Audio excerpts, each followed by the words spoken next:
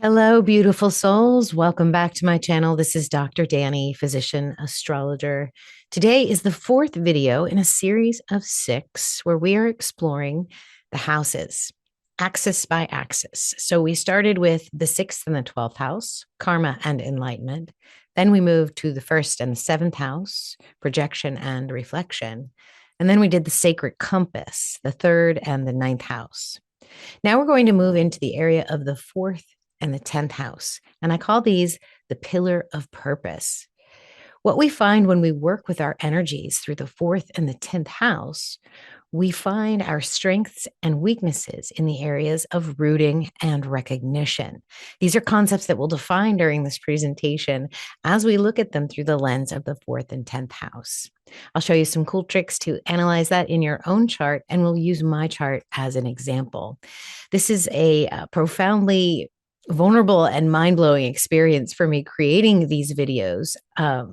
The purpose of them is to teach you, but in doing that, I am also realizing quite a bit about myself. And so it's been a lot of fun for me to share this with you. And I'd love for you to share with me what's going on in the comments with your fourth and 10th house. And for members who are getting this first, I will answer you if you have a specific question about your fourth and 10th houses. So I am excited to share this with you. I don't have any announcements other than to thank the channel members, and I have a slide recognizing all of you here shortly. So I'll share my screen and we'll get going. All right, friends, here we are. We'll do a quick teaching of the concepts of rooting and recognition, as well as the fourth and 10th houses. And then I will show you through example in my natal chart how this works and how you can also read your own chart. So by the end of this teaching, you'll be able to define the concept of rooting, you'll be able to define the concept of recognition, and you will be able to examine both in the context of the fourth and 10th astrological houses. And then we will locate and read the fourth and 10th house rulers based on my example. So real quick, I just wanted to thank all the channel members. I actually feel a bit like a tool because I've been telling people that it's only $4.99 a month. And then I looked at, and I was just exploring with my lurking channel how much it was to join and what that looked like. And it looks like it's $6.99. So thank you again. I didn't realize that I was actually charging that much for this membership. So even more so, I truly appreciate each and every one of you for stepping up and showing your support for my work and this channel. So thank you so much, beautiful souls. I love you. I appreciate you. So let's just get into this teaching by hearing this saying by Swami Sivananda. Put your heart, mind, and soul into even your smallest acts. This is the secret of success. And I agree. Once we analyze these two concepts and the fourth and 10th house, you might have a higher awareness for how you do things, how you root yourself in the present moment. And that's what the axis of the fourth and 10th house teach us. So let's go over rooting, this concept of rooting. It is so connected to the fourth house of astrology. Rooting is the soul's arrival into embodiment. It's feeling being physical. It's feeling safe while being physical. It's a connection with the body, the mind, and the emotions. It's the moment consciousness takes form and learns to belong to the earth. We're all so disconnected from the earth right now, from the actual natural sky, right? So it makes it hard for us to feel safe in our bodies with so much artificial technology and layers of interpretation of what's above us. Rooting means to trust existence and to feel safe inside the human experience. It really is that simple, but it's one of the hardest things to do because we come into this world with these layers of generational trauma and programming. And so to go within, when we say go within, this is what we're talking about. It's going to the root, going to the fourth house. It's how spirit grows stability through presence and participation. So the more you go within, the more each moment becomes a co-creation between you and the creator and matter around you. And when we are rooted, we no longer search for ground. We literally become that stability. That's how powerful this is. And it's often so overlooked. Why do we want to talk about rooting when we think about the fourth house? Well, like I alluded to in the previous slide, it's very important. It exists so that spirit, your soul, can experience itself through matter. And without grounding, awareness cannot sustain its own life force. So the soul incarnates to learn presence through density and to feel love through limitation. Isn't that really what it is? If you can feel compassion and love, even though you're in the worst situation, that's where you really learn to root and feel safe no matter what is going on. It gives consciousness a vessel through the body, the lineage, and the home. It teaches that stability is not stillness, but trust in existence itself. So many people are teaching you not to trust this existence. They're telling you it's a movie. They're telling you it's a simulation. They're telling you it's not real. And yet every day you wake up, something hurts. You feel pain in your heart. You hate what's going on. Okay. So you have to trust this existence because you're in it. So I think it's a very important concept to understand, and how it works is also just as important. It begins with an awareness of the body and the breath. This is stillness. This is meditation. This is what we teach in spiritual communities. This is what most people who have their act together, they can do this. And it deepens through repetition, care, and consistency. I tell you guys all the time that I spend at least 1 hour a day in God mode, where I am quiet. The mind is silent. I'm breathing naturally and I'm connecting to myself, to source. And it gets better. It gets easier the more you do it. And if you can give yourself that 10 minutes a day and make it longer, I'm able to produce 10 times as more creative projects, slides, give my energy to people and things because I spend that hour a day in God mode. So this is rooting. This is so incredibly important. Each moment of presence becomes nourishment for your spirit. So your spirit feels safe here. Rooting transforms survival into belonging and existence into embodiment. So if you can be present in this now physical moment, you're more powerful than any memory or worry that you can conjure. And how do we tie this into the fourth house? Well, if you look at the energy of the fourth house, it's home, it's mother, it's roots, it's ancestry, and it's the soul's ground of being. It reveals how we establish safety and belonging in incarnation. And if you have tough placements in your fourth house, chances are something challenged your sense of safety when you were very, very young. Pluto in the fourth house, for example, means you might leave the nest early. You might not have a mother in your life growing up. You might not know the safety of that nourishment of having mother around. And here the spirit learns intimacy, memory, and emotional truth. The fourth is where we return to remember who we are beneath all doing. Rooting here creates the inner foundation that allows all purpose to rise. So, what you want to do is run your birth chart. And I don't care which system you use. You know, I prefer the astronomical constellational astrology. I think returning back to the sky is one of the most important things we can do if we're going to know ourselves. So you want to note the sign that is on the cusp of your horizon, right there at the ASC, the ascendant. So you note the sign, I'm sorry, not that, but in your fourth house. So right there at the bottom of your chart. So note the sign and the planets within your fourth house. You also want to note the ruler of your fourth house, because this planet, whichever one rules your fourth house, will show you how you root into life. It's super easy to find. You have to note the constellation that begins the fourth house, that cusp, and I'll show you in the example. And the ruler of that sign rules your fourth house. Okay. Then you locate the ruling planets, sign, house, and aspect. So, for example, Leo is in my fourth house. Leo is ruled by the sun. And so, in order to understand how I root, I need to look at my sun's position, aspects, and placements. So, because it will reveal to me how I find safety and belonging. So, that fourth house ruler will describe our emotional foundation and the way we return home to ourselves. Let's get into recognition because this is the opposite side of the chart. This develops from the conscious rooting that you'll develop once you understand your fourth house more deeply.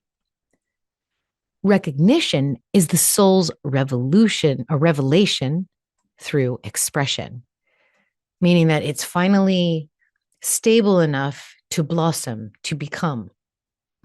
It's the moment the inner truth becomes visible in the outer world. Recognition isn't fame or approval, but it's resonance with purpose. So it's how consciousness realizes itself through contribution.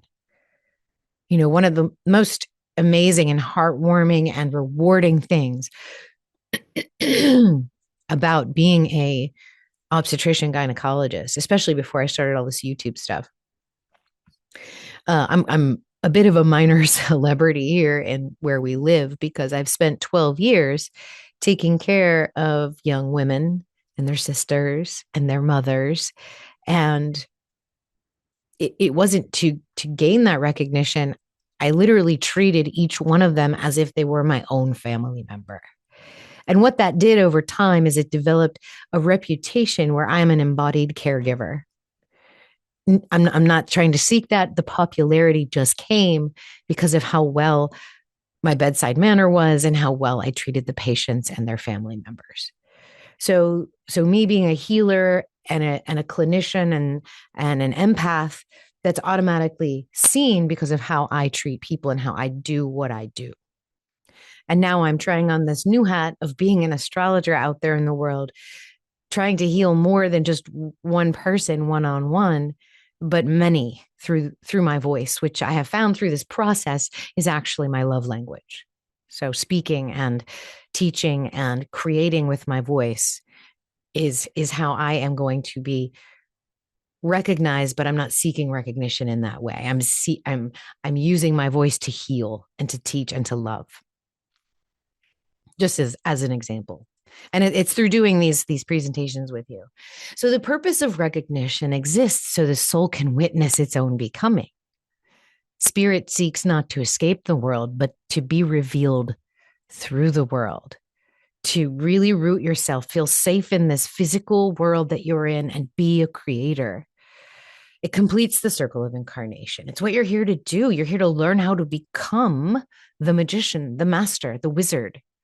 And recognition teaches that purpose is not achieved, but remembered. It exists so we can see that what we build is what we are.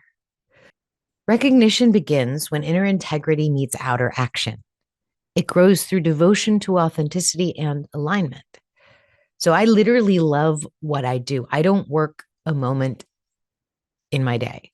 Everything I do, it's driven. It feels like I must do it, as if the spirit is guiding me.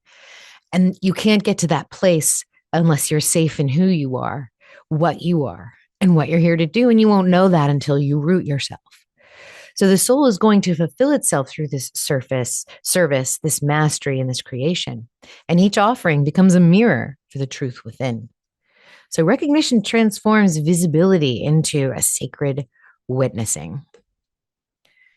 So now we're going to bring in the 10th house to this because the 10th house is your reputation. It's your public image. It's what people know you as, what you do, and who you are. So it's the summit of visibility and purpose. It reveals what we're here to build, what we're here to master, and what we're here to contribute to the greater collective. This is where the soul externalizes its truth through work and vocation. Recognition in the 10th is the flowering of what the 4th house has rooted. So you see how they're connected? They're separate, but they are connected. So when this house is aligned, calling replaces ambition. So you want to note the sign and planets within your 10th house as well. And for those of you that know me, when I read the 4th and 10th house for my chart, it will probably blow your mind. The ruler of the 10th house will show how fulfillment takes form. You want to note which constellation begins the 10th house, and the ruler of that sign rules your 10th house. So, for example, my 10th house is Aquarius, and the ruler of that is either Saturn or Uranus. We're using Uranus in this example. And my Uranus sits in my fifth house in Virgo. So we're going to look at that and what that means for how I am recognized. Then you want to locate the ruling planet, sign, house, and aspects. The placement will reveal how we build, how we lead, and how we serve. So the 10th house ruler describes the expression of purpose and the legacy that we leave behind. So rooting is being, and recognition is becoming. Practical steps to analyze a chart. And we're going to go through this exercise right now. Find your fourth and 10th house in your natal chart. I don't care which house system you use. I don't care which constellational sign system you use. If you can find your fourth and your 10th house, you're in great shape. Are there any planets in those spaces? The ruler of your first house is your chart ruler. And if that's in your fourth or 10th house, that is also very important. So just figure out what planet rules that house by way of the constellation that spans it. So enough talking. Let's get into this example. Let me just remind you what the planetary rulers are based on modern and traditional approaches. Aries rules Mars. Mars can also rule Scorpio, but sometimes we use Pluto. Ophiuchus can also be ruled by Mars. Sometimes we have Chiron and sometimes even Jupiter. Venus rules Taurus and Libra, although I really like her energy in Virgo, and I would like to switch these two eventually if we go into a more modern version of astrology using the actual sky. This makes more sense with our current modern cosmology and moving into the age of Aquarius. Sagittarius is ruled by Jupiter. Capricorn is ruled by Saturn. Aquarius is traditionally ruled by Saturn, but Uranus is the modern ruler. And we'll look at that example in my chart. Pisces traditionally ruled Jupiter, and now it is ruled by Neptune. So here is a visual representation of the rulership possibilities. So you see, there can be some disagreement among what people use. And I think that's okay because many times it's not, it's the message you're bringing through either for yourself that you're meant to understand or to your clients. And whatever you're bringing through, as long as it's within the highest purpose for that person's highest path, I think whichever one you use in an authentic way is the best one. So we'll be using my favorites for the rulership. We'll be using Uranus for my Aquarius. All right, let's get into the example and break this down. All right, as promised, a real world example of what we are studying right now. I think it's important if you guys can to do this exercise on your own chart. Tell me what you find in the comments. Give this video a thumbs up if you like it. Subscribe if you're lurking. Join the channel for only $6.99 a month. I feel really silly about that, actually, guys. Okay, so here it is. Let's get into the fourth house. Here it is. So my fourth house cusp, because we go from the ascendant counterclockwise, is squarely in Leo. Most of my fourth house geography is also occupied by Leo. So I'm giving the sun rulership of my fourth house. Mars is also here. So this is important to talk about because there's a planet in my fourth house. So how I root depends very much on the actions that Mars takes. So what grounds me? What actions do I need to do to ground myself? So that, and my fourth house is fun. It's Leo. It's playful. It's heart energy. So doing something for somebody, being generous with them, making them laugh feels really, really good to me. That's sort of what I do. My soul roots through creative sovereignty, through courage, and through radiant self-expression. So my home is very important to me. If you guys ever come over and see my place or see the place we just bought, you will understand that I like to make my home a peaceful, beautiful place. It doesn't necessarily have to be spick and span 100% of the time or without chaos, but it must be beautiful. It must flow. I must feel at home when I'm here. And that's where I create most of the time is in my home, in my quiet space, in my God mode. So I have an energy and a drive and a protectiveness around the space that I call home. I'm also a Cancer sun, and so I have that outer shell. Anybody that's in the inner circle is there for life, but there aren't many people here. There's a lot of boundaries that I've had to put up over the years in order to keep my empathy authentic and rooted within myself. So emotional safety is really important for me. I feel better when I'm moving, when I'm doing something. It doesn't necessarily have to be with a group of people. I can do it by myself.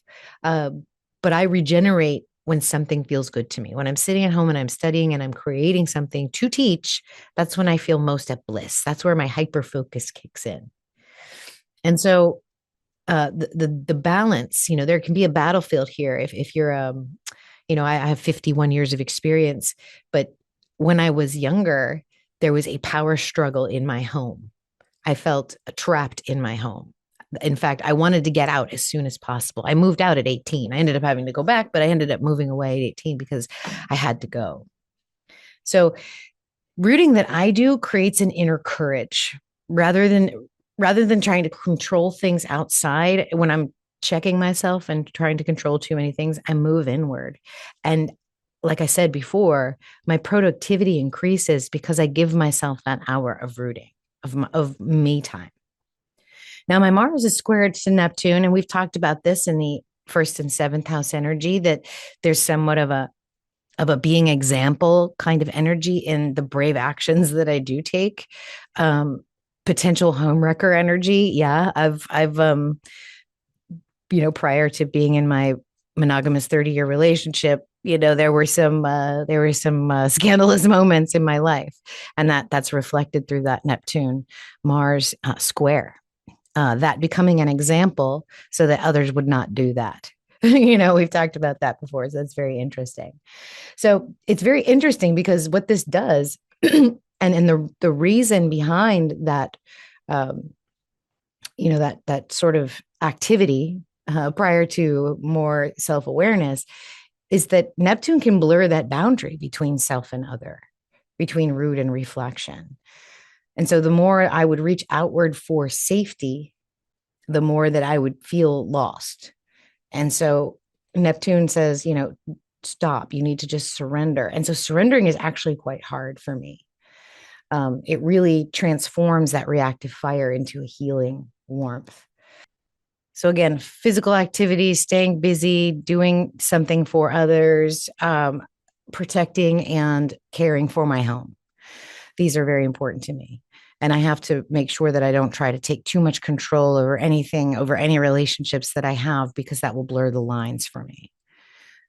That's pretty good energy. And then the sun, of course, in Cancer, ruling that, we'll get into that a little bit more, but protective shell, boundaries, very, very important.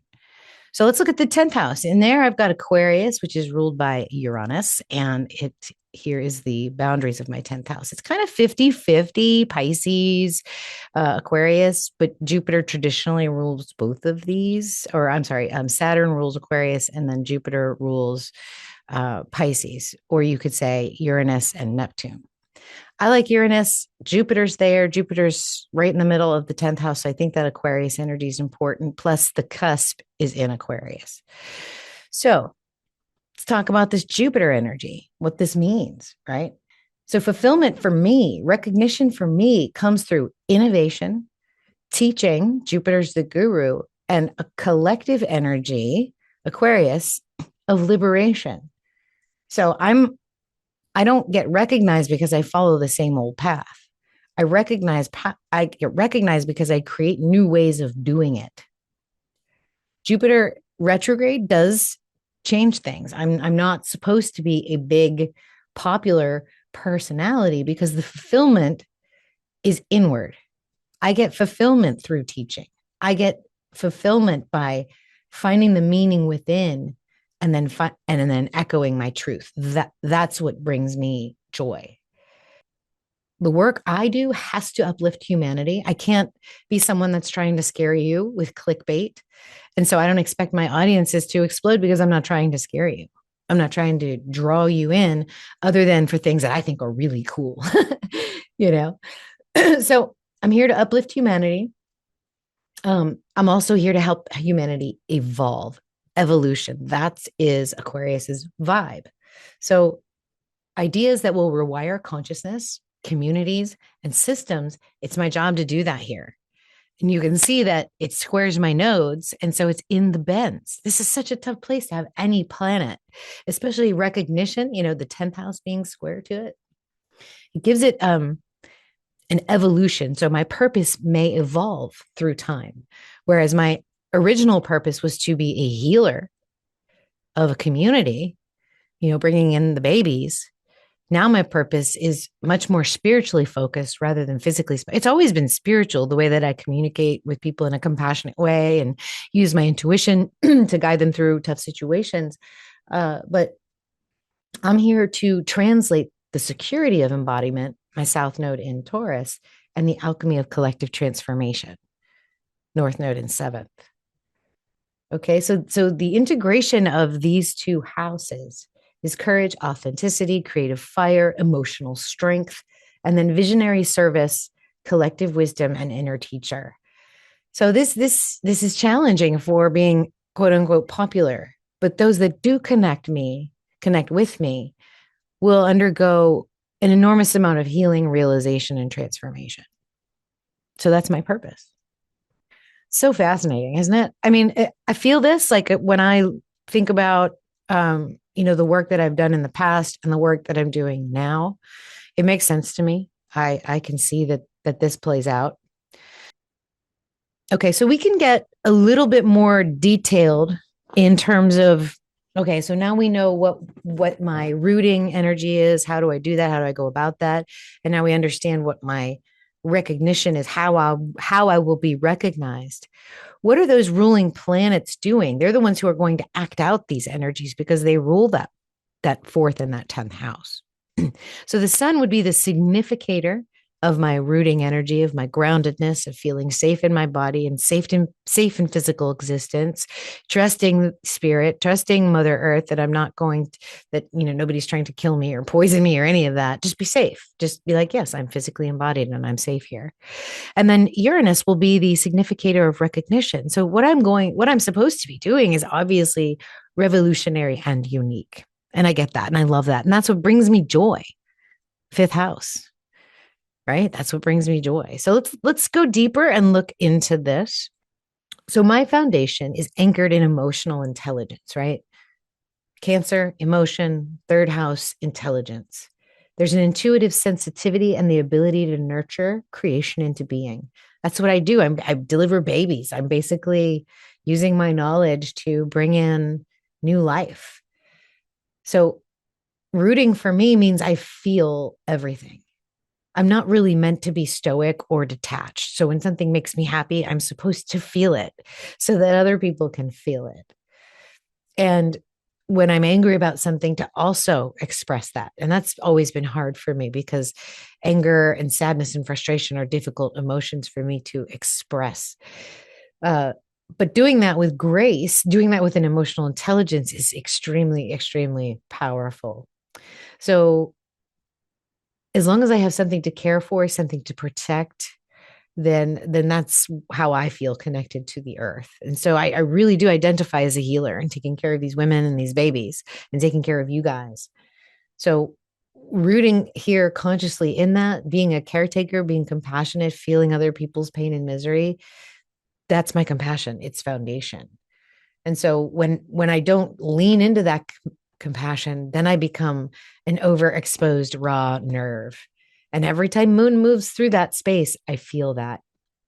And I don't feel nourished.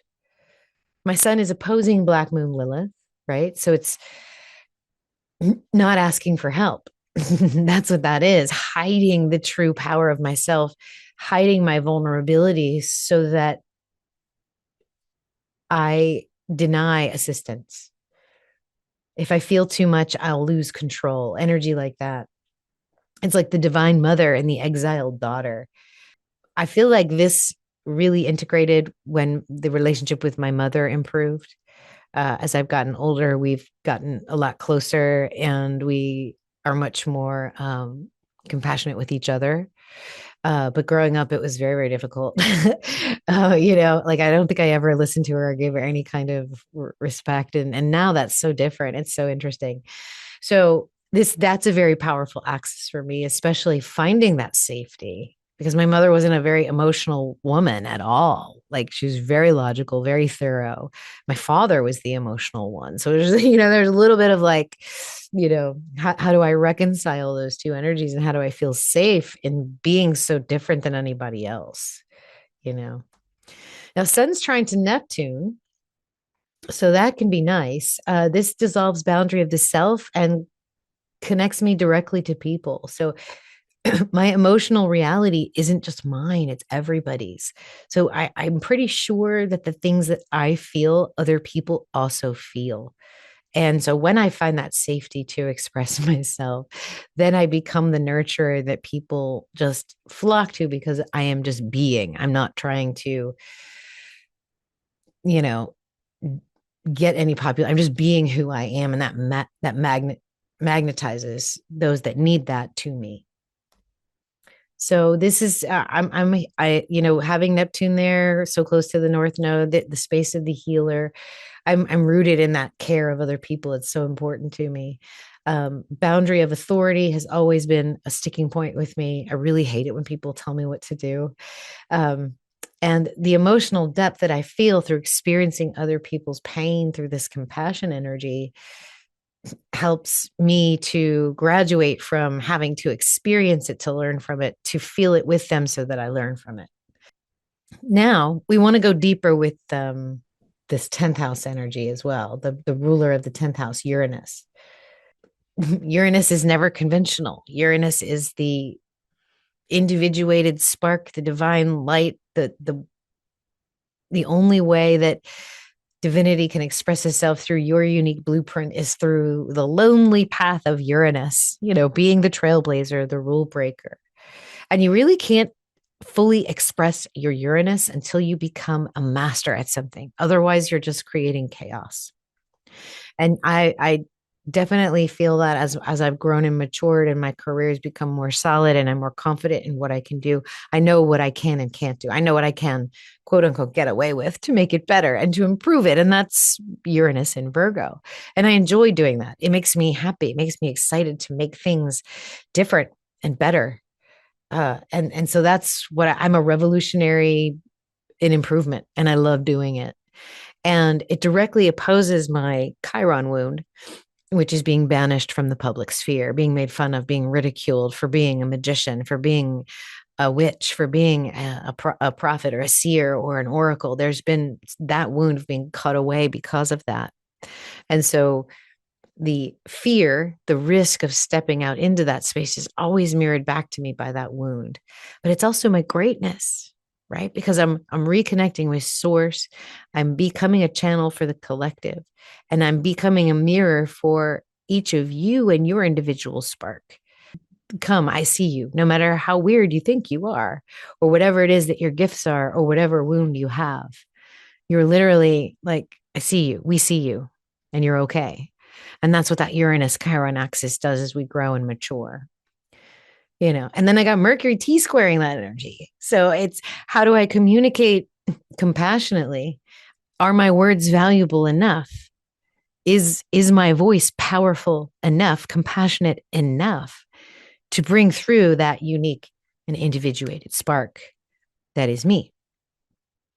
So that's the sun and Uranus. We can go even a little bit deeper if you want to. We're going to analyze the sun's fourth and 10th houses to see how the sun roots. How does my sun recognize?